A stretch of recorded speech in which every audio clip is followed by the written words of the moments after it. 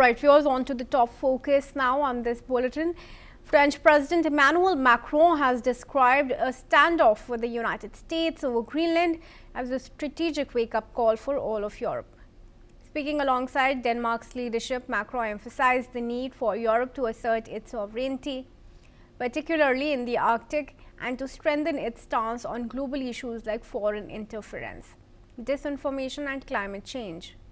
Macron emphasized France's commitment to supporting Denmark and Greenland, stating that France would stand side by side with the Kingdom of Denmark.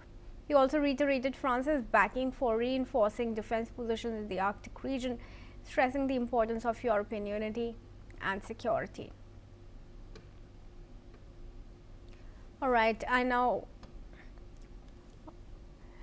let's give you some more context viewers as far as France's stance is concerned. France, of course, now coming out and leading Europe in preparation against a full reliance on the United States amidst Trump's Greenland threats.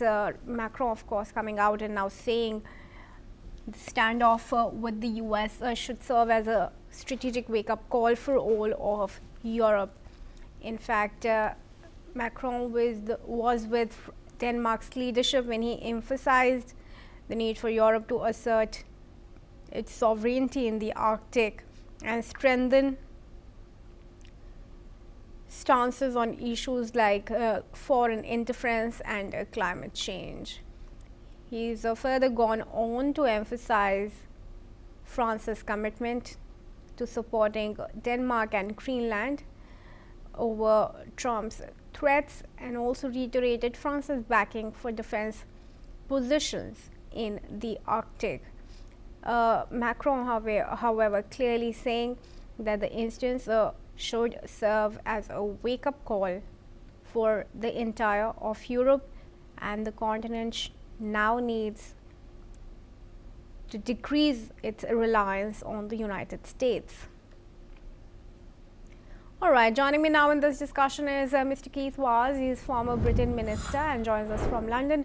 Mr. Vaz, thanks very much for joining us. It's good to see you. France, of course, and Macron are openly backing Europe's defense reinforcement in Arctic. But let's talk particularly about Macron. He's clearly on a war footing with Donald Trump. We've seen this from and before the Davos event. How do you picture this tension?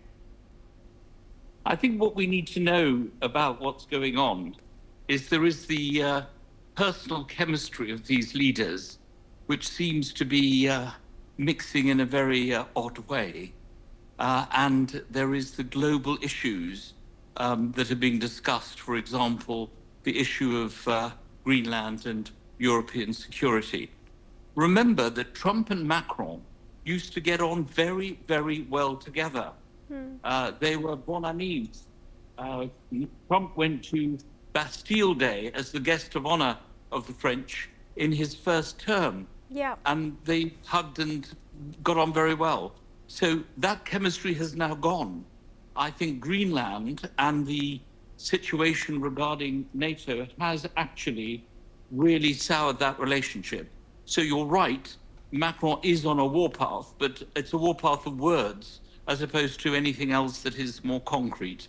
Don't forget, they're both members of the Security Council and they both are nuclear powers. So they can't afford to fall out in this way for long. Yeah.